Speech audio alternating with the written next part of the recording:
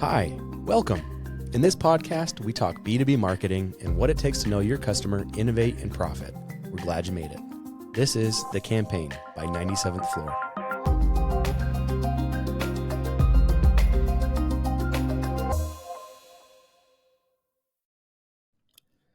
Hello, everyone.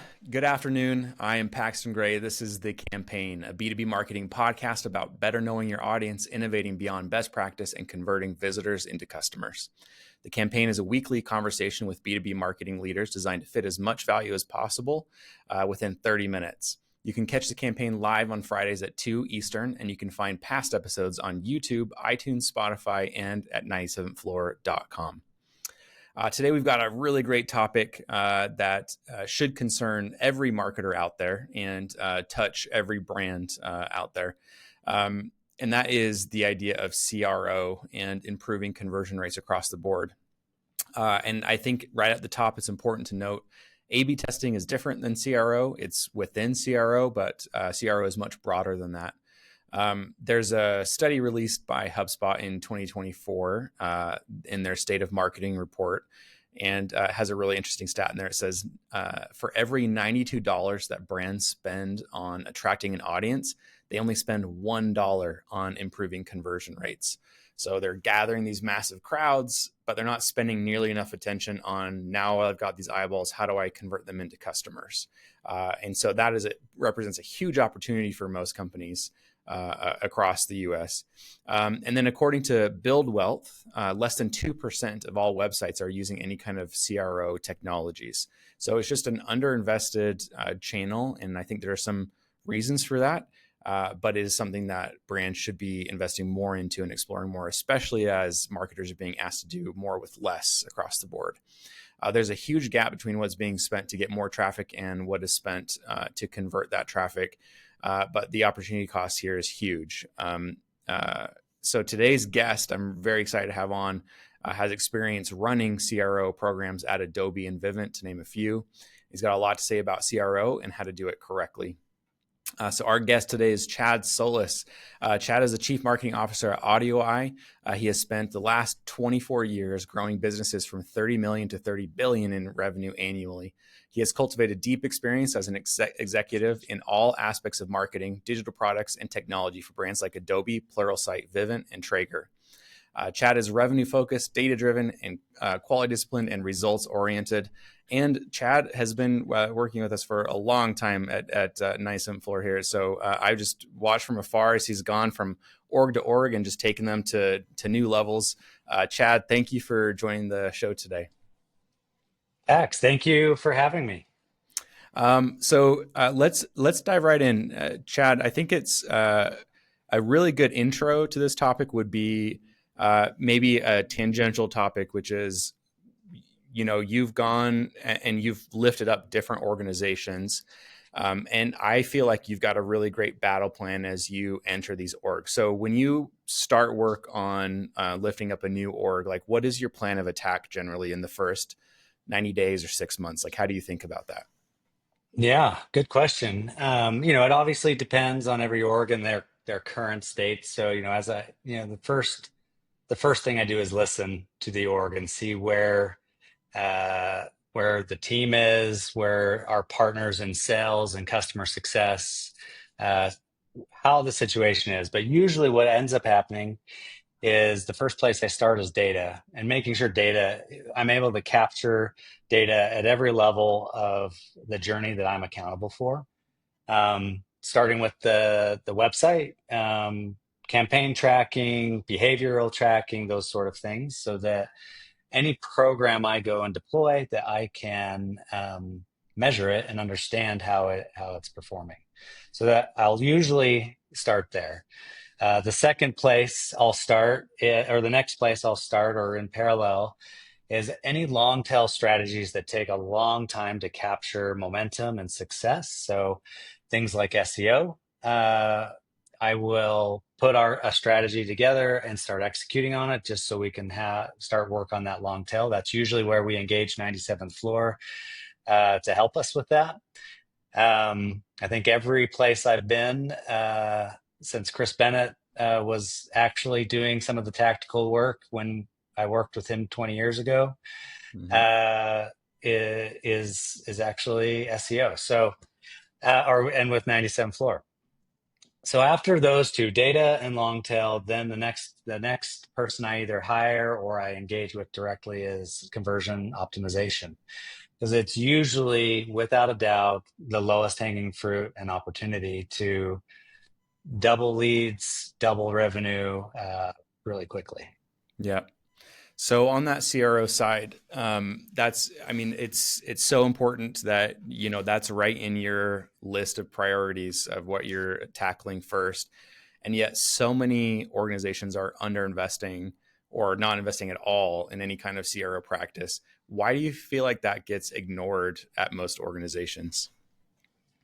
You know, I don't know, other than it's a muscle that you have to develop. I think some organization trivialize it because they think, like you mentioned in the intro, they think of it as A/B testing, and how much growth can you really get from simple A/B testing. But if you actually treat it as a discipline, as a program, and you focus on segments, which force you as a marketing team and as a marketing leader to understand your segments, understand your audience more intimately, and then use CRO as the gateway into your other marketing initiatives, it becomes extremely powerful. Yeah. Yeah. So that point about understanding audiences, that's something that there's a lot of marketers, or perhaps better said, a lot of executives bristle against that idea of investing in an audience. And I think for sometimes good reason. The marketing landscape has built these fluffy personas with alliteration and saving Sally, nice pictures, and you had mentioned in a podcast a while ago, it's like, what time do they like to have their coffee, and what newspapers are they reading? Things that are largely just like fluffy, and there's not a lot of action that we can take. And so that has caused some damage to this idea of like the importance of understanding an audience. But that doesn't mean that it's not crucial to understand an audience. Sometimes people then say, well, I'm not going to do that. But it's like, no, no, we need to figure out how can we understand them to a level where I can give them a message that I know they're going to resonate with and they're going to act. I mean, that's marketing 101. And if we neglect that, the channel investments often get so much more expensive. So I'm wondering, like, the big question then is, how do we have insights on these people that are actionable and don't cross that line into fluffy, feel good, but it doesn't actually do anything? Do you have litmus tests or tactics that you like to think about as you start to understand an audience when you enter a new org? Yeah, absolutely. So, the first thing with understanding your audience is specific to CRO. And CRO, you have this a little bit of a luxury when it comes to segmentation, because your scope is narrowed pretty quickly because it's people coming to your website. So Mm-hmm. it's a little different than, say, doing ICP research, which happens before your website, right? Right. And so when it comes down to it, understanding your segments, it becomes a web analytics exercise, and a clickstream analysis exercise. And so that's data you have. It's not some complex TAM you're doing. If you're doing Mm-hmm. some go-to-market modeling or some product market fit kind of analysis, you can do it on clickstream and web analytics. And so now, if you have data providers that are augmenting your clickstream, say like a Sixth Sense or a RB2B, or something like that, where you're doing some reverse IP lookup and you're able to add some firmographic information to that, great. But what happens to be the most beneficial in creating segments is actually behavioral, which is just basic clickstream data. So what sources of traffic, how did they come to the website? That's your first step. Mm-hmm.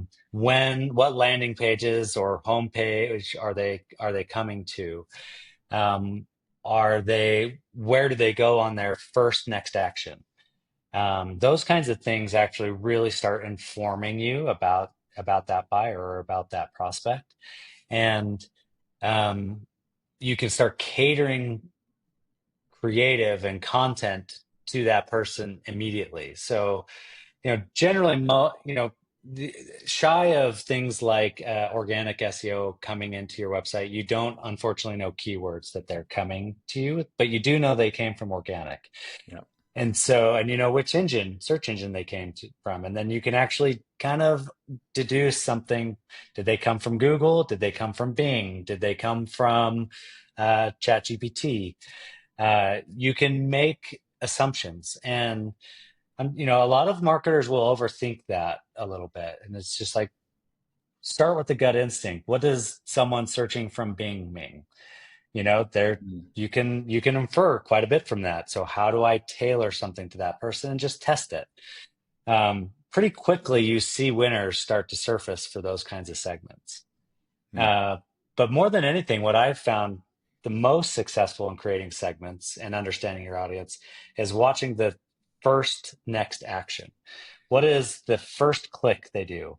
And if they're abandoning, then you have a problem with the page that they're actually landing on, and that's a different problem. But if they create a next action, that creates a segment for you. You can say, okay, these people are interested in product X when I thought they were interested in product Y, Wow. or this is their problem versus that is their problem, and you can start to see that by the blog posts they visit, the content they download, the product pages they visit, their search terms on your website, things like that, all Yeah. give you information to create a segment.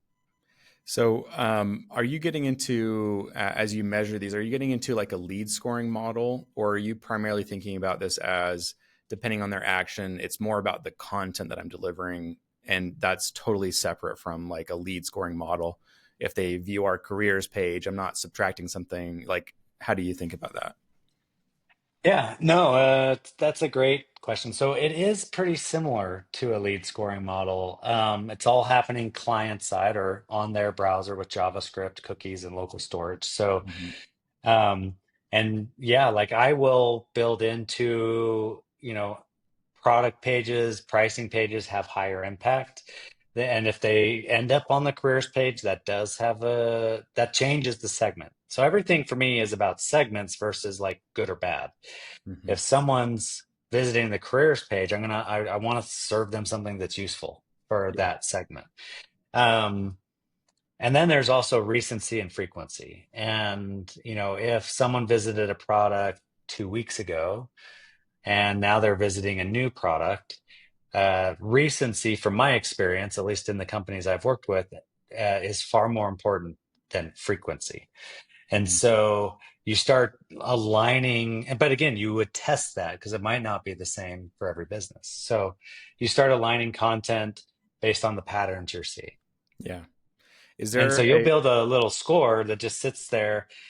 You'll create a bunch of hypotheses, you'll create a score. Each page view, each click can change that score. And then on the next page, the next load, your content can change based on that.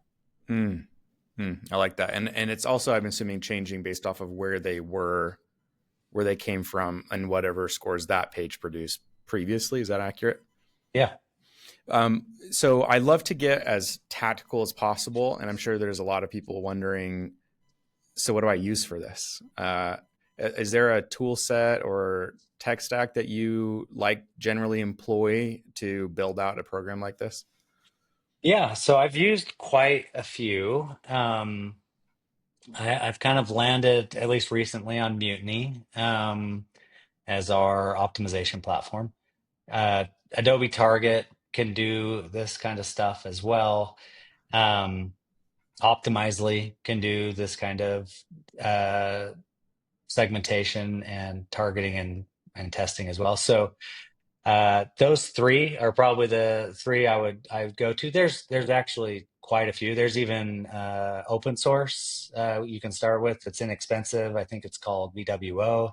Mm-hmm. Um, and then they can graduate into paid offerings. So there's solutions for every level of business and what investment they have available to them. Yeah, yeah, great. And we get into doing tests, and that's a huge part of CRO. Um, how do you think about building these tests? Like, what do you think marketers should be looking at first? If we were to build a bit of a framework around building your first test, or deciding what to test first, what do you look at? Yeah. So I break it into three pieces. Audience, which we've already talked about, and that's honestly 60 to 70% of the equation. Getting the right segments is the most important, which is why we spend a lot of time talking about Mm-hmm. it. Then it's content and creative. Those are your next two. And in content, if you're like a consumer business, I would lump offer into content. If that's a discount or a value prop, it doesn't have to be a discount. But in consumer oriented businesses, offer usually will roll into that content component. And so um, content is the second most important thing after audience. And then creative, which is ironically where teams usually spend the majority of their time, is actually the least important. Mm.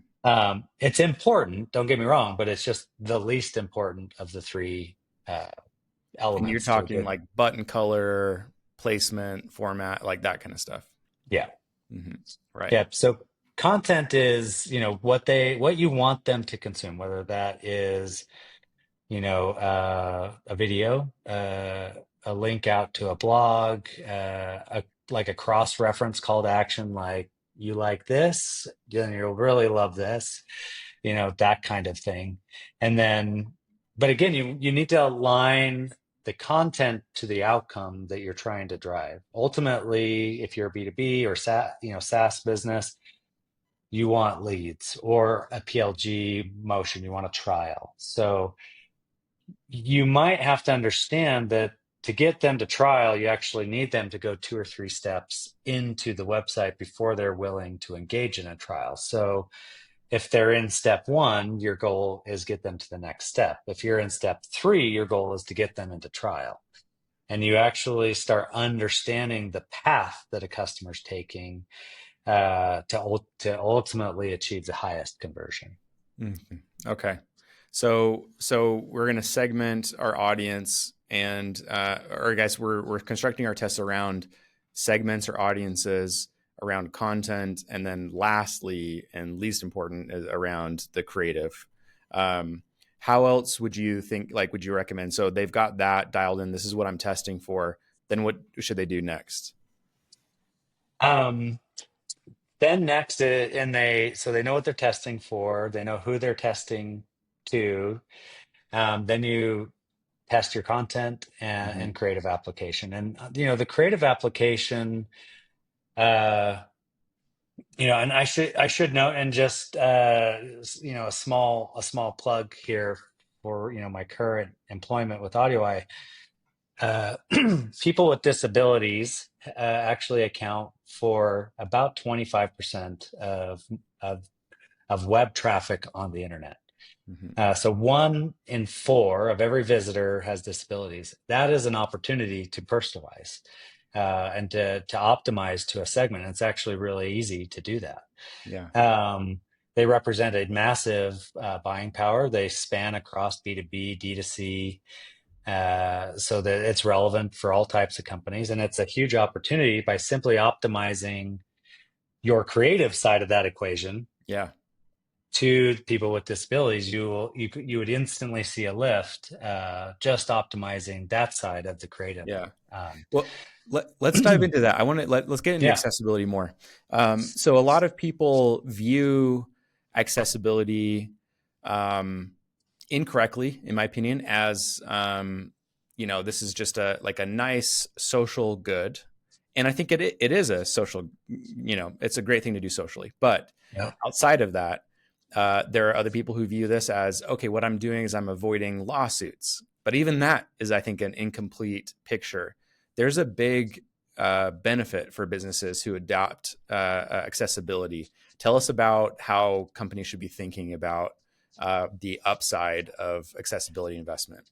yeah, yeah. I'm glad you brought that up because again, I think most people address accessibility either with the fear of being sued or actually having been sued for lack of compliance. Um, the upside is, like I mentioned, 1 in 4 visitors have potentially some form of disability, whether that's auditory, visual, neurodivergent, uh, anything that impacts them from experiencing the website how you want them to. So, that could be something as light as dyslexia or color blindness, or it could be something more severe. Either way, you can accommodate that. And so that group of people represent, just in the US, with the people with disabilities, represent $20 billion of buying power. And that's just on first purchase. The fact is that companies that truly invest in accessibility and make a good experience for those individuals, those individuals become extremely loyal. The reason for that is only 3 to 4% of the internet is accessible. So when someone with disability finds a company that solves their problem that they're looking for, and they're doing it in an accessible way, they become extremely loyal. So their lifetime value actually starts to compound that $20 billion dollars of buying power. And then the final step on that is those individuals, their families are actually loyal to those businesses as well because they have empathy for their family member. And then that buying power expands into the trillions. It's actually $8 trillion of buying power when you consider the loyalty of both the person with disabilities and their families. So it becomes pretty powerful from a investment perspective and return on that investment. And Yeah. it's applicable across the board, especially for consumer businesses. Yeah. How does a company approach this? Like, let's say they engage with a company like AudioEye. What should they be expecting in terms of like time and build out, and what they should be expected to do on their end? Yeah, that's contingent on what kind of investment they're willing to put forward. So, and the size of their business. There's a lot of components, but Mm-hmm. uh, you know, AudioEye, for example, if you're a company that doesn't have time to deal with this, AudioEye can take it entirely off your plate and do it for you. Um, and we have so we do it with a three-pronged approach. We have automated AI technology that solves about 40% of the problem. A lot of folks think they can buy software, it'll solve the problem entirely. And that's not the case. A lot of our competition has actually kind of pitched a turnkey automated AI solution. It's Mm. not true. It's actually automation, best in class, can only solve 40 to 50% of the problem, and that's actually AudioEye. Mm.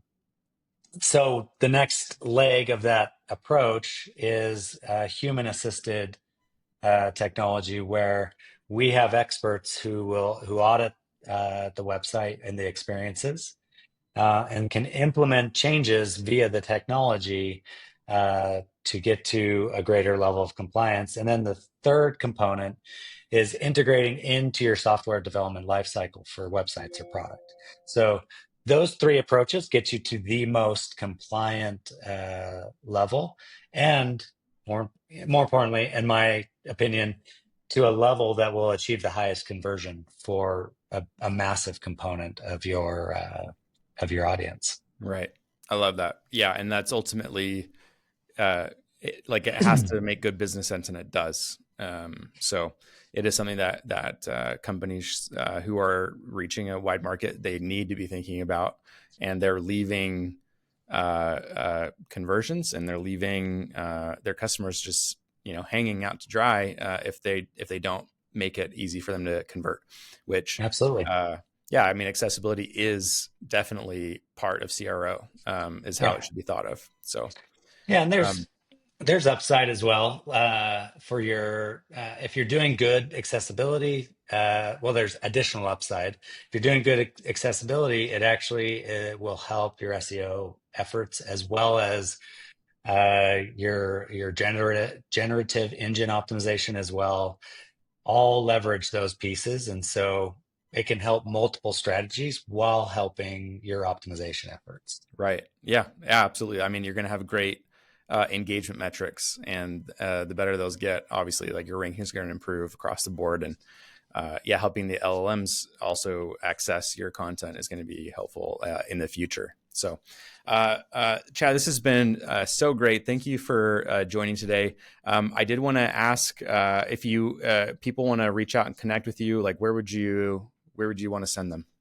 Yeah, LinkedIn is great. I respond actively to in LinkedIn unless you're outbounding and cold calling, then I'm a little less respondent. But yeah, reach out. Happy to hop on a call and chat with anyone interested in going deep on CRO. Okay, so look up Chad Sollis at AudioEye, and if you're only listening, that's AudioEye.com. Chad, thank you again for joining. Thanks for listening. The campaign is produced by 97th Floor, a 20-year-old marketing agency that helps companies like McKinsey, Pluralsight, and Checkpoint know their customers, execute innovative campaigns, and drive profitable growth. If you have an allocated growth budget and product market fit, we'd love to do research and build a proposal for you. Visit us at 97thfloor.com. And if you enjoyed this episode, make sure to subscribe. See you next time.